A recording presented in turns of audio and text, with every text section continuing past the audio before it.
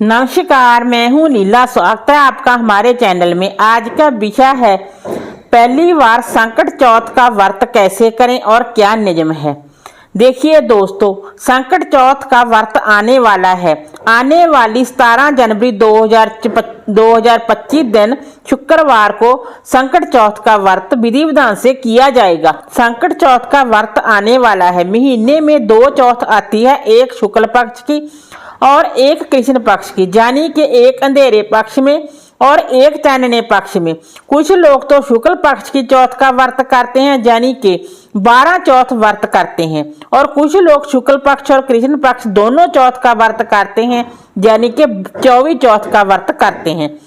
और कुछ लोग 4 बड़ी चौथ का व्रत करते हैं, जैसे वैशाख मास की चौथ, भाद्रपद मास की चौथ, तीसरी चौथ कार्तिक मास की चौथ, जो कि करवा चौथ के नाम से जानी जाती है। चौथी बड़ी चौथ यानी कि माघ की चौथ, इसे माही चौथ, तिल चौथ के नाम से भी जाना जाता है। कुछ लोग इन चारों बड़ी चौथ का व्रत करते हैं और कुछ लोग 2 बड़ी चौथ का व्रत करते हैं, और कुछ लोग 2 बड़ी चौथ का व्रत करते हैं, जैसे करवा चौथ और माघी चौथ का। और कुछ लोग सिर्फ और सिर्फ एक बड़ी चौथ का व्रत ही करते हैं, जिसे करवा चौथ के नाम से जाना जाता है। अगर आप 12 संकट चौथ का व्रत उठाना चाहते हैं तो आप इस चौथ से निसंकोच व्रत उठा सकते हैं।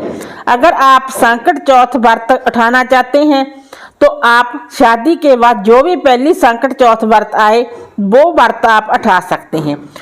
कुछ लोग जब तक कोई बच्चा नहीं होता तब तक व्रत नहीं करवाते, और कुछ लोग जब तक लड़का नहीं होता तब तक व्रत नहीं करवाते।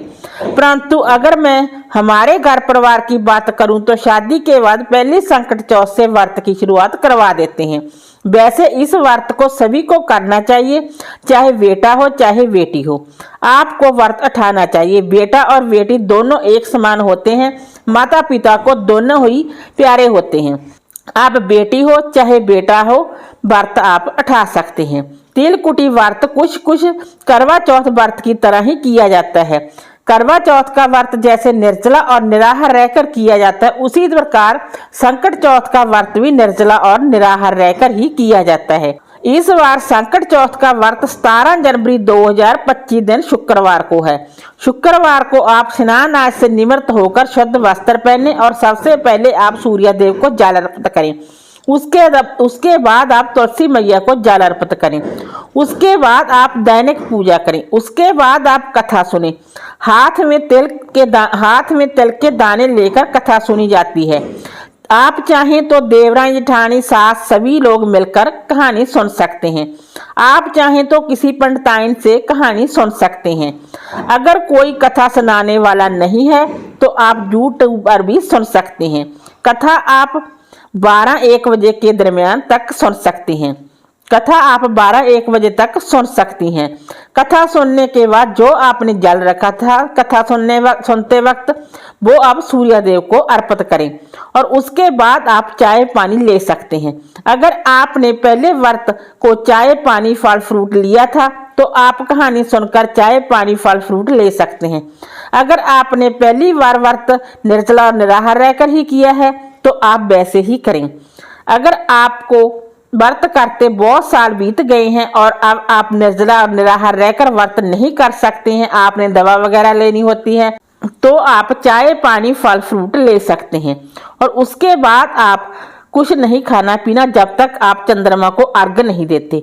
चंद्रमा को अर्घ देकर भगवान गणेश जी को भोग प्रसाद लगाकर आप अपने व्रत को खोल सकती हैं, जैसे पूरी सब्जी रोटी चावल भी खा सकते हैं। ये सभी चीजें आपने शुद्ध सात्विक खानी है। इसमें आपको लहसुन प्याज नहीं खाना है। खाना खाने से पहले आप अपनी सासू माँ को वायना निकाल कर जरूर दें, जैसे करवा चौथ पर देते हैं। उसमें आप सूट साड़ी तिलकुटा रोटी सब्जी जो भी आपने बनाया है उसे तैयार करें और कुछ रुपए रखें और उसे मिन्स लें और अपनी सास को दे सकते हैं और चरण छूकर आशीर्वाद लें। अब मैं बात करूंगी इस दिन तिल क्यों चटकाए जाते हैं। देखिए दोस्तों, जितने कहते हैं कि मान्यता है कि जितने तिल चटकेंगे उतने ही आपके बच्चों के कष्ट कटते हैं। तिल और गुड़ को मिलाकर तिलकुटी जरूर बनाएं। इसी से आपको भगवान गणेश जी को भोग प्रसाद लगाना है। इसी से ही आपने भगवान गणेश जी को भोग लगाना है, इसी से ही आपने व्रत खोलना है और इसी को ही मेंस कर आपने अपनी सासू माँ को देना है, सासू माँ को वायने में देना है। इसी से आपको चंद्रमा को अर्घ देकर इस प्रकार आपको संकट चौथ का व्रत करना है। वीडियो अच्छा लगा हो तो लाइक कीजिए, शेयर कीजिए, सब्सक्राइब कीजिए। Thanks for watching this video.